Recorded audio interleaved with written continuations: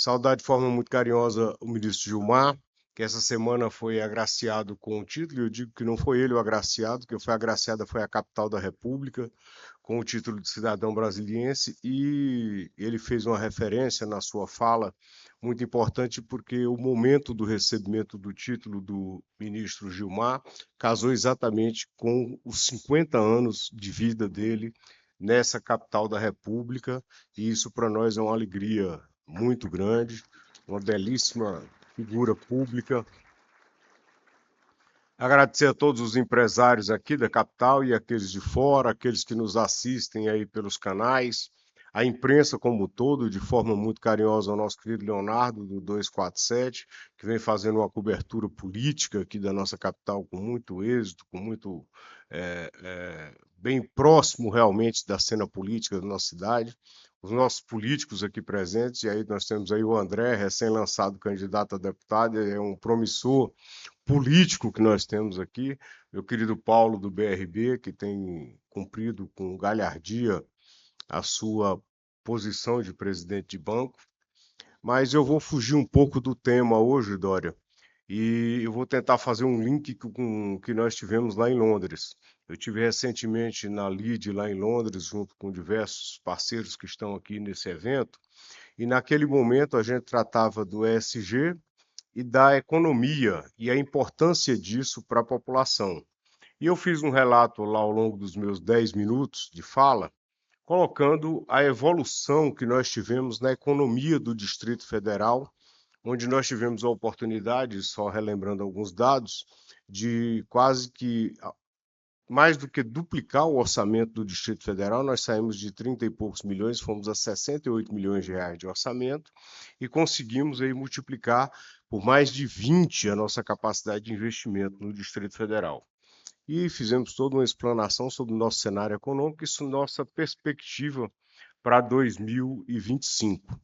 Lá já conversávamos com os empresários, e eu sou um liberal e me julgo dessa maneira, e sou colocado politicamente assim, de que nós temos que trabalhar na redução de tributos para que a gente incentive o setor produtivo a investir cada vez mais.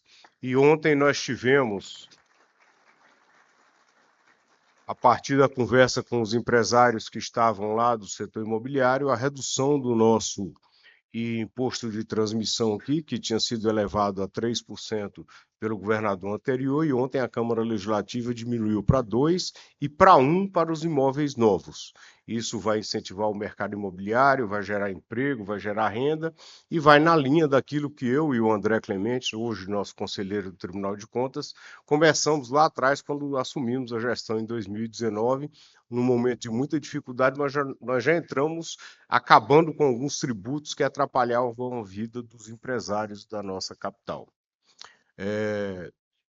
Por incrível que pareça, né, quando a gente está com o carro nos trilhos, e aí eu faço questão de frisar não só o caso do Distrito Federal, o Dória nos acompanhou como governador de São Paulo, eu sou coordenador do nosso Fórum de Governadores desde 2019.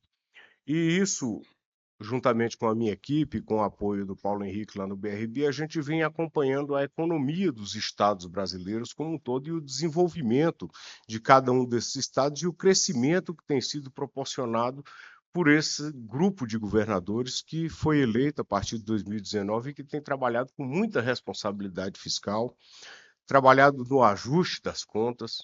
O estado de Roraima, mesmo do nosso querido Jucá, vem passando por um processo de desenvolvimento muito grande, de expansão da área agrícola, e vários outros estados vêm fazendo isso a partir de uma política realmente que tem sido desenvolvida pelos governadores do estado no sentido da estabilidade, o que gera mais investimentos, até porque nós sabemos que o governo federal não está investindo quase nada.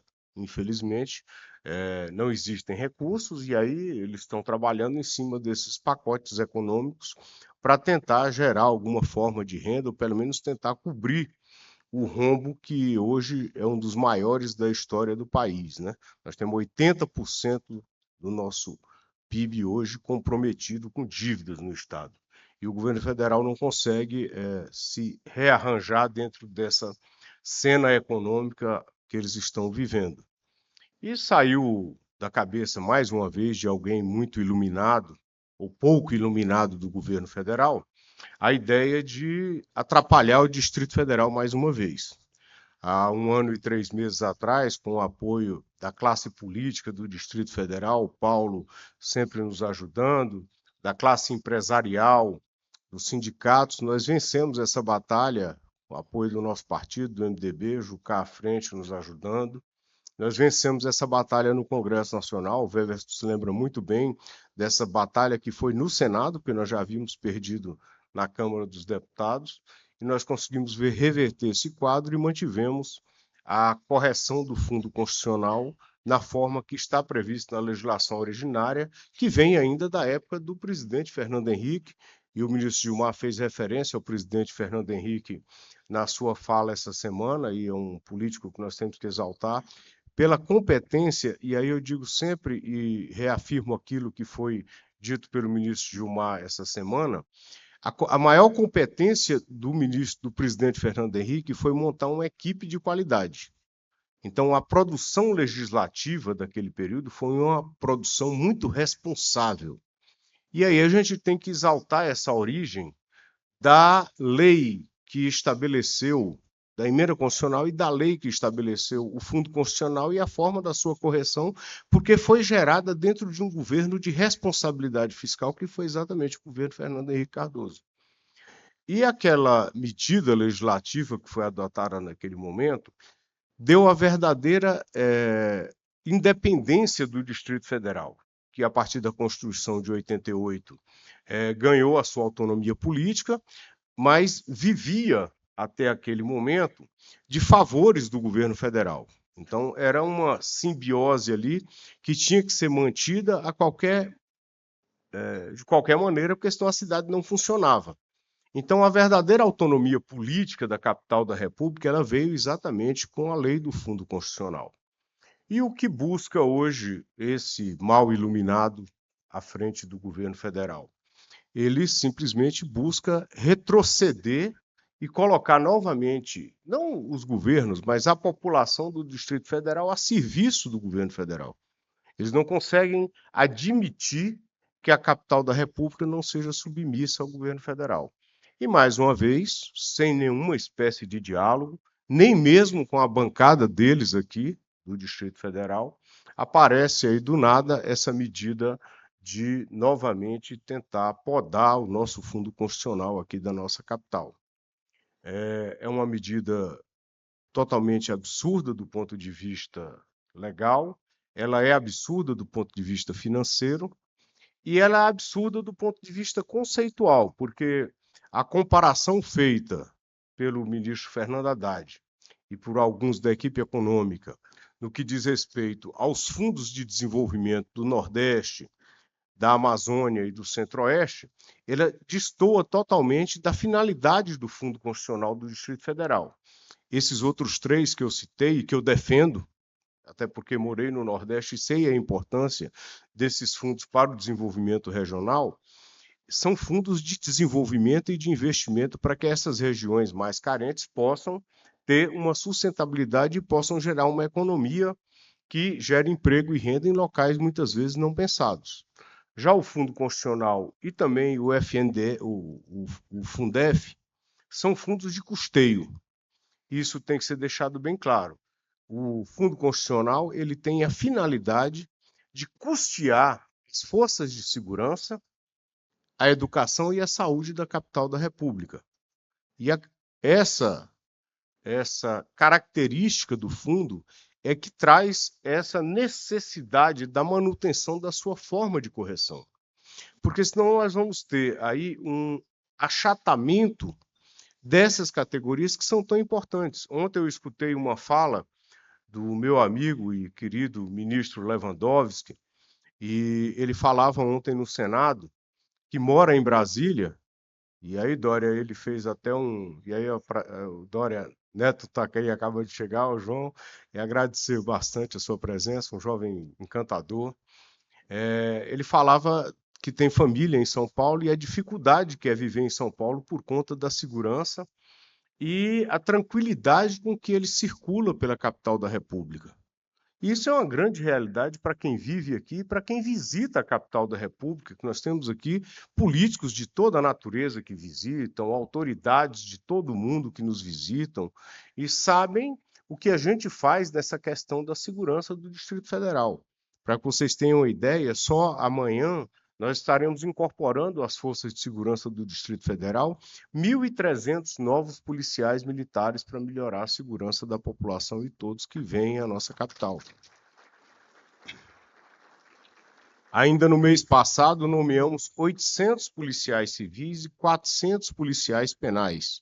E nós sabemos a importância dos policiais penais hoje porque o crime organizado, ele se organizou a partir dos presídios. E a gente tem que tomar conta dos nossos presídios também para poder diminuir essa criminalidade que existe de forma organizada. E aqui no Distrito Federal, nós conseguimos com que o crime organizado ainda não entrasse na cidade. E vocês imaginem o que seria o crime organizado na capital da República, onde nós abrigamos aqui todas as cortes de justiça, mais de 200 entidades internacionais, entre embaixadas e entidades internacionais, todos os poderes da República e todos aqueles que visitam a capital para cuidar dos interesses das suas empresas, dos seus negócios e da política nacional. Então, nós temos uma responsabilidade muito grande com aquilo que a gente tem feito e a gente faz isso em todas as áreas, não só na da segurança. Para que vocês tenham uma ideia de como a gente vem cuidando do investimento nesse fundo constitucional, quando nós assumimos o governo em 2019, Dória, o investimento na saúde era de 7 bilhões de reais por ano. Nós estamos fechando o ano de 2024 com 13 bilhões de reais investidos na saúde do Distrito Federal. Na área de educação, era em torno de 6 bi que eram investidos na área de educação. Esse ano nós estamos fechando com 11 bilhões de reais investidos na área de educação aqui na capital da República. Isso tudo com os recursos do Fundo Constitucional e com o nosso apoio na questão da gestão que vem sendo feita. Então, não tem uma pessoa, e aí nós tivemos as nossas contas aprovadas pelo Tribunal de Contas semana passada, não tem ninguém que aponte para malversação desses recursos que são investidos no Distrito Federal. Então, isso tudo está colocado de forma transparente para todos aqueles que quiserem acessar, para todo mundo que tiver boa vontade e que não tenha má fé, para que possa ver o que a gente tem feito ao longo desses anos com essa parcela importante do nosso orçamento. Nós estamos falando de 24 bilhões de reais que são recebidos anualmente do Fundo Constitucional e que são investidos na capital da República. Graças a Deus e à nossa classe política, eu quero agradecer muito a nossa vice-governadora, que está chegando aí daqui a pouco, para poder acompanhar todo o fórum e vai fazer fala também tratando da nossa capital, a classe política brasileira como um todo pela compreensão. Brasília, nós só somos 8 deputados federais e os nossos 3 senadores.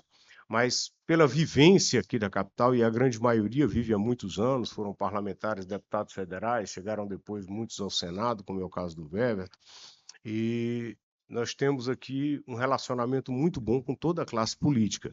Então, a gente tem buscado as lideranças partidárias no Congresso Nacional, levando as nossas razões como um todo, e temos encontrado, graças a Deus, um apoio amplo dentro do Congresso Nacional em relação a essa medida proposta pelo governo federal de redução do Fundo Constitucional do Distrito Federal. Então, nós continuamos nessa batalha. Eu tenho certeza, o setor empresarial está fechado com a gente. Ontem eu tive a oportunidade de participar de um evento do CODES na sede do Sinduscom. E aí eu digo que o Fundo Constitucional ele tem uma importância tão grande para o Distrito Federal que ele não atinge somente essas 3 áreas, segurança, saúde e educação. Se fosse só isso, já era um prejuízo enorme. Mas o que vai ocorrer é que, com a redução do fundo, eu vou ser obrigado, ou quem me suceder vai ser obrigado a tirar recursos da parte tributária, da fonte 100, que a gente chama, para investir nessas áreas prioritárias. Então, nós vamos prejudicar todos os outros servidores públicos. E Brasília, como todos sabem, ela não tem indústrias. As indústrias aqui, a nossa concepção, a partir do nosso querido criador, que foi Juscelino Kubitschek, ela nunca teve essa concepção industrial. Então, as nossas fontes de renda, na grande maioria, ela vem da construção civil e dos serviços que são prestados. E isso aí tudo é alimentado exatamente pela renda dessas famílias que estão aqui e que prestam serviços para o Brasil. Porque quando você trata de um funcionário público, não só do Distrito Federal, mas também, e de forma muito importante, o servidor público federal que trabalha na nossa capital, ele está prestando serviços ao Brasil. E é daí que vem a renda da nossa arrecadação tributária. Então, nós teríamos um impacto direto nessa arrecadação tributária, o que fadaria o Distrito Federal a retornar aquilo que era antes da Constituição. É melhor acabar logo e o presidente da República indicar o seu interessado para colocar aqui para administrar a cidade conforme a vontade do Palácio do Planalto e não conforme a vontade da população. Porque isso tem que ser respeitado. O voto tem que ser respeitado. E eu fui eleito e reeleito aqui no Distrito Federal com o apoio da população do Distrito Federal. Eu não sou mágica da política. Eu simplesmente reuni um grupo de pensadores e colocamos uma proposta a serviço da população do Distrito Federal que acatou essa proposta.